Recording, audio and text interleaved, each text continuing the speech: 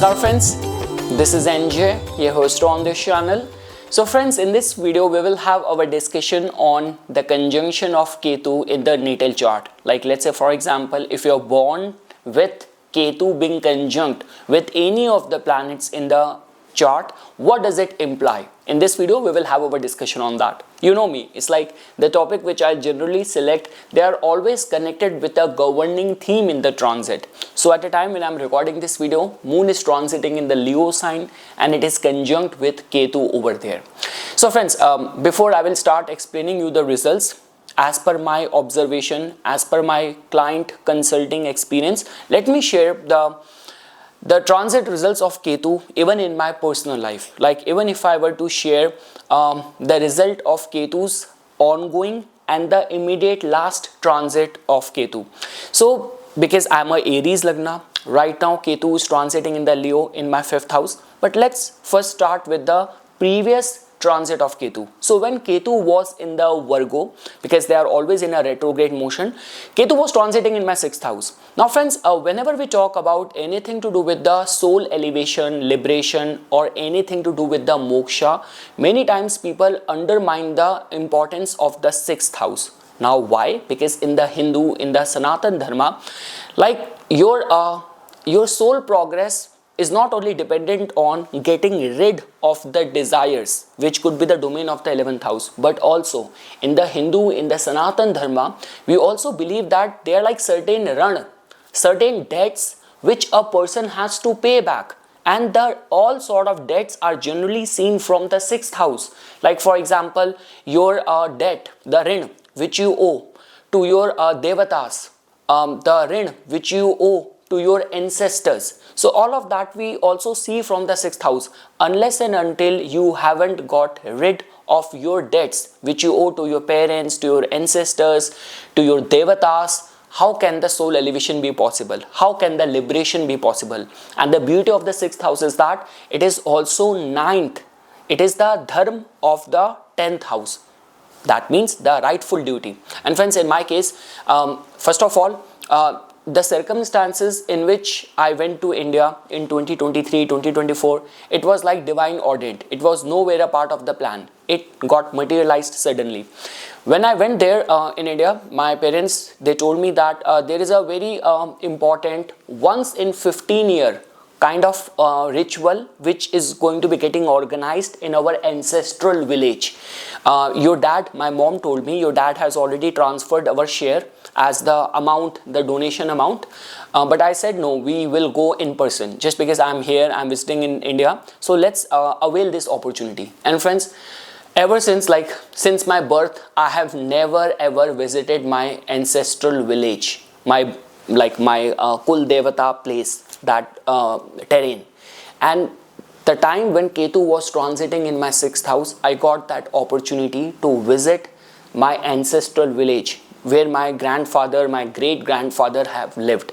And that was the time I also got a chance to participate in that Gram Devata Puja. And you would not believe, like this come as a surprise, that even after not being in connection with our roots, I got to know that my grandfather was the Pradhan, like the head of some sort of village kind of community and all. So it's my father and I, we sat in the front beginning ritual of that, the whole Anushthan, that whole ritual. So my father and I, we were in the front row. So Ketu in the 6th house could be seen in connection with that. Friends, like I have, like till the time I was in India, I have been always regular when it comes down to the like the katha, like we say the preaching, the satsang. I have also been to different yoga places, but one thing which my soul was looking for, craving for, was meditation, to get a meditation expert. Ketu transiting in the 5th house, now I'm actively involved and I'm actively participating in the meditation retreat. Like this is a kind of a commune, this is a kind of a meditation group which I have like found like my long lost kind of community which I am a part of now. Ketu right now transiting in my 5th house. So that is what I am trying to tell you, that Ketu is always trying to give you perfection. I forgot to mention this thing, like half of the phase when Ketu was in my 6th house, though it gave me a chance to reconnect with my ancestors and my ancestral village. But that was the time when even after coming back in half of the portion of Ketu's transit in the 6th house, I was trying to get a part-time job, but I was not able to get that. So Ketu denies you on the material realm, but it provides you something which is very important for your soul fulfillment, for your spiritual advancement. So that is what the concern is. Like when people start looking at Ketu only from the half biased perspective, they just come to this immediate conclusion that wheresoever Ketu is placed, I will be denied the material fruits of that house. But you have to understand, all the material aspect of that house is something which has got temporary signification attached to it, but something which is permanent in nature, which will go on with you to the next many lifetimes, or which might even fast pace the liberation process, that you might not have to take further birth. That is also somehow connected with Ketu only. So that is what I wanted to say, that when it comes down to studying Ketu, you have to look at it, that what is the soul level fulfillment it is trying to preach you, it is trying to give you. I always say that there is no as such remedy for Ketu, because Ketu is the most ferocious force compared to all other planets. And like the way, friends, we say that when you are judging the strength of a planet, so for example, the purity of the Mercury comes from how intelligent, how discriminatory intelligent a person is, how much expertise this person has in the languages. With Venus, your purity in the matters of the love and the relationship. Same is the way when we study Rahu, for example. Rahu tells more about how strongly it is connecting you with your desires, with your future karma, with the mass consciousness. When we talk about judging the strength of Ketu, purity of Ketu, it all comes down to how strongly you are connected to your past birth, how strongly you are connected to your soul, what kind of gifts and talents you are accessing, which has something to do from the past. So that is the only reason, friends, when we talk about people who are born during the time of the Gandant, like your moon is in the Gandant nakshatra, or even the Tithi, you're born around the time of the Amavas, you're born around the time of the Ashtami, then that means somehow in a cosmic calculation, you are still in a juncture. You would have seen that, friends, majority of the accidents on the road, it always happens in the crossroad. It always happens in the traffic signal and the crossing. It never happens in the straight road, like in terms of the percentage. So that is what I'm trying to tell you. Ketu's placement in the chart, these kind of people who are born in these tithi, like Amavas, Purnima, Ashtami, or you are born with the Gandant nakshatra, that also tells about some sort of karmic residue, which could be for good, which could be for bad. But while working with Ketu, acceptance becomes very important. Like divine surrender becomes very important.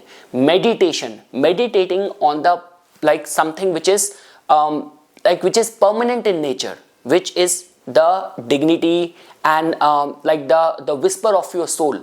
So that becomes very important. So now we will, friends, try to understand that after looking at different attributes of Ketu, what does its conjunction with other planets mean? We will just try to look at it briefly. So let's say, for example, if you are born with your Ketu being conjunct with the planet Sun. So friends, it somehow tells about that something connected with the ego, something connected with the authority has been mastered in the past lifetime. See, Ketu act like a karmic collector. So then that means in the past lifetime, you might have experienced something around this domain. And based on this conjunction of Ketu and Sun in your natal chart, it will tell you about which specific area of the life the talents, authority, fame, recognition comes very easy to you. The relationship with the father is going to be extremely karmic. So let's say, for example, if you are being treated very nicely with very nicely by your father, or let's say, for example, father has always been missing from the life, he did not fulfill all of his responsibilities towards you, towards children, then that also tells about that this is something which is coming in from the past. See friends, if you will try to distinguish the principles of the Prashri and the Nadi. So Prashri tells more about the manifestation, but Nadi principle tells more about the soul memory. So whether you take the Prashri route or whether you take the like Nadi route, because Prashri doctrine and the principles will say that native might have very love-hate relationship with the father or with the authority. But if you will look at the Nadi principles, the soul memory, it tells about that this is the domain or area which you have already mastered. All what you have to understand, or through meditation you have to access that something which your soul has already mastered, or you already have kind of expertise in this area. Now let's say for example, if your Ketu is conjunct with moon, so see, Ketu's conjunction with the moon actually makes you a psychic. It gives you very strong intuition based on this placement in the chart. Like for example, if Ketu moon are conjunct, they are conjunct in the moksha triangle, so something regarding the mantras, chanting, rituals, anything to do with the sadhana and the penance which you would have been doing from the past, it would remain very easily accessible in this lifetime. And let's say for example, if the Ketu moon are conjunct in the like the Artha triangle in the 2nd house, 6th house, 10th house, so any of the matters of the finances, any of the give and take connected with the finances, any of the money which you owe to other people, or something which you rightfully deserve, that will be very easily accessible to the native in this lifetime. Again friends, Ketu moon combination, you cannot rationalize all of the feelings, you cannot rationalize all the relations which you have. So all what matters is that surrender is very important, acceptance is very important, being aligned, being connected with the nature becomes very important for those who have moon and Ketu conjunction in their chart. Now friends, let's say for example, if you have Ketu and Mars being conjunct in your natal chart. So see friends, when we talk about Ketu and Mars, so we know that this is a combination which can take you to the depth of like mechanical skills, problem solving skills. You could be very logical, you could be very critical. But again friends, because Ketu is somehow connected with the soul memory, so that also tells about that even in the past lifetime there might have been concerns of domination, aggression, power struggle which is carrying forward in this lifetime. And again friends, based on the dignity of this placement, we all know this thing that if Ketu and Mars are going to be conjunct in Scorpio, they are going to be conjunct in Capricorn, so then this tells about that yes, you might have been kind of a leader or in a very dominant position in the past lifetime. These are the talents like military skills, administrative skills, being very ruthless for the enforcement of the rules and regulation comes very natural to you even from the past lifetime. And also friends, based on the house placement and the kind of experiences which you will be having right now in this lifetime, like this could be a case that you have Ketu and Mars being in the Capricorn and they are placed in the 5th house. Any of the concerns around the children, any of the matters of domination, power struggle, even in your loving relationship is something which is coming in from the past. So for those who are very enriched and very enlightened people, they don't try to create more karmas by fighting with it, by rebelling with it, by holding resentment towards it. All what you can do is that just make peace with it, exhaust it, deal with it, so that you can move to the next level of your soul elevation. Now friends, you have Ketu and Mercury being conjunct in your natal chart. So this tells about that in the past life you have already talked a lot. In this lifetime, contemplation, meditation, Simran becomes very important for you. So now comes the question that how you can decode it. See, based on the zodiac sign placement, because Mercury is a very intellectual planet. So let's say for example you have Ketu and Mercury conjunction, and if it is taking place in this could be the Artha signs, which is Taurus, Virgo or Capricorn. This tells about the knowledge of the economics, of the finances. If it is conjunct with or they are conjunct in the air signs, like this could be Gemini, this could be Libra, this could be Aquarius, it can actually make you a very philosopher, kind of a darshanik person. If it is placed in the fire signs, then this will make you a pioneer. If it is in the water signs, something connected with the spirituality, with the human emotions, human psyche, human psychology. So this domain is very much and easily accessible to you. You could be a scholar, you could be a pandit, you could be an expert and a master in this domain of the human psyche, human emotions, or the field of study.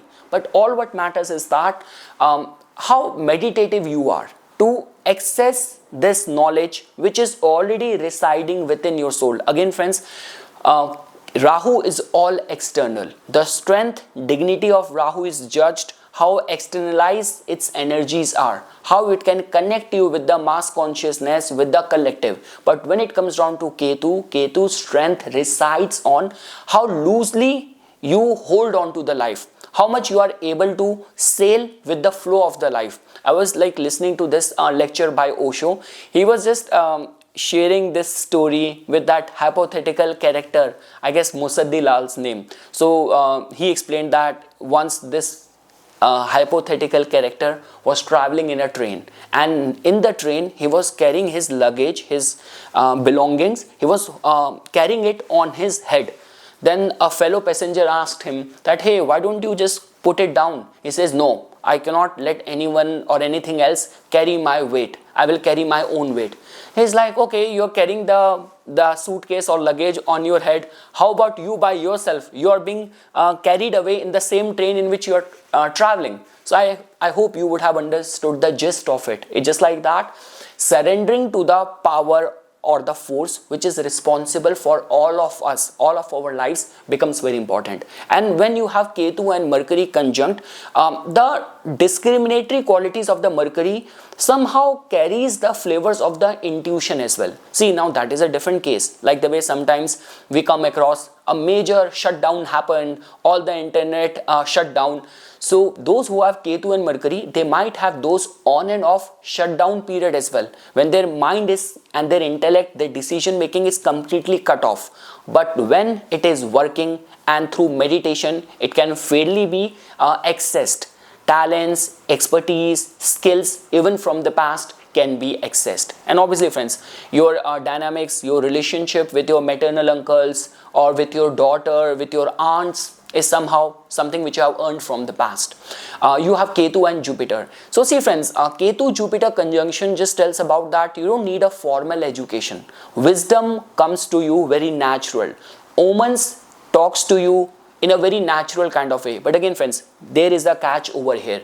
Now if let's say for example your Ketu-Jupiter are conjunct and Jupiter is like in the Capricorn sign, so then this tells about that the Guru has been betrayed in the past, or you capitalize, or you went to the material side of the knowledge or the teaching which the Guru gave it to you, and in this lifetime because of that we say that the prosperity might be lacking, or rather than getting in touch with those teachers which will give you soul level elevation, you always end up getting entangled with very materialistic kind of guru and the coach who try to exploit you of your emotions, of your faith. So it is a double-edged sword with Ketu-Jupiter conjunction in the chart. But yes, luck, wisdom, faith, fortune will play a very significant role, and this is something which is free flowing from the past. Now friends, if you have Ketu and Venus, so see, Ketu Venus conjunction is very important to understand, because this will not give you what and the way the society has been designed around the perfect relationship. Society always talks about the perfect relationship is like intimacy, pleasure, comfort, buying gifts for each other. But when you have Ketu being conjunct with Venus, obviously this tells about that in the past lifetime, in the domain of the Venus, you have already gained a mastery and expertise over there.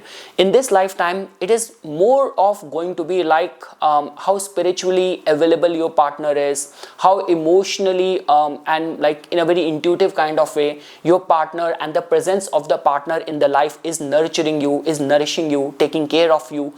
See, Ketu is always connected with the unspoken emotions. Ketu is not about where you have to be vocal about it. This is like the aura. This is the presence which speaks in volume. But again friends, with Ketu Venus, it has been generally seen that breakup happens very abruptly. And let's say for example, if you are aligned with a person who has Ketu Venus and suddenly something happens and this person is not into you or wants to finish off the relationship, so you cannot reason it out, because generally what happens is that if two people are resonating on a different vibe, one person is more Ketu driven, this person will not lose out any time in severing the ties and being on its own path, but the other person will keep on rationalizing, blaming, getting into that mode of like blame game, which is going to become very difficult for another person. So acceptance becomes very important, especially those who have Ketu and Venus. You have this capacity to find or manifest a soul level match, but in order to capitalize on it, in order to get the best out of it, be nurtured, being well taken care of in a relationship, surrender, faith, acceptance is very important. But let's say, for example, if you're trying to control, if you're trying to micromanage, you're trying to observe, you might not be able to get the best out of this placement which you have in your chart. Friends, those who have Ketu and Saturn being conjunct in the chart. So friends, this tells about that some sort of hardship or struggle which comes from the past. This also tells about that in the past lifetime, you might have been in very strict, disciplined, kind of a militaristic discipline kind of environment. You have seen lack a lot in the past lifetime. I was like watching this movie, I guess Once Upon a Time in Mumbai, Ajay Devgan. So the character which he was playing, he used to always wear the white clothes throughout in the film. In one of the scene, his lover, she asked him, why you always wear white? He says, when I was very young, I used to work in the coal mines. I was extremely poor, and I was always dirty, always like all black because of working in a coal mine. So now I just want to see myself white. So imagine, he was sharing his experience of one lifetime. Ketu does not care for this life or that life. He has access to all the past many lifetimes, the dimension in which Ketu is. So Ketu and Saturn generally tells about the discipline, struggle, adjustments, suffering is accessible. So in the house where you are going to have Ketu Saturn placement, this will either tell about extreme discipline in the matters of that house, or this could be suffering which is being continued from the past. So yes, it's a double-edged sword. So yes friends, I guess we have covered all the placements. So yeah friends, this was just the theme on which I actually wanted to talk about something around the planet Ketu only. Like the way I always say, the best remedy for Ketu is worship of the Lord Ganesha. Many scholars say that all the gods who have the head of a human body, head of a of the nature of the animal. This could be Lord Hanuman, this could be Lord Ganesha. So especially with Lord Ganesha, best is the worship of Lord Ganesha. Doing something like for the dogs, for the animals, shelter homes, staying connected with the nature, like living very organic, very simplistic, Ayurvedic, a very naturopathy kind of lifestyle, wearing a cat's eye bracelet, labradorite, amethyst as a crystal in your hand, you can consider wearing that. Yoga becomes very important, meditation becomes very important, surrender and acceptance becomes very important. With Ketu, you cannot rationalize it. You have to go deep within. If you would have heard many stories of the Bodhi, like the Buddhism and the Buddhist monk, like they always, in all these stories, you will find that teacher, if he has to find the answer, he will go into the meditation stance and then he will get that insight. So yes friends, this is something which I wanted to say. For further more updates and notification on the divine science of Vedic astrology, please subscribe to my YouTube channel and follow me on my Instagram account. Dhanyavad.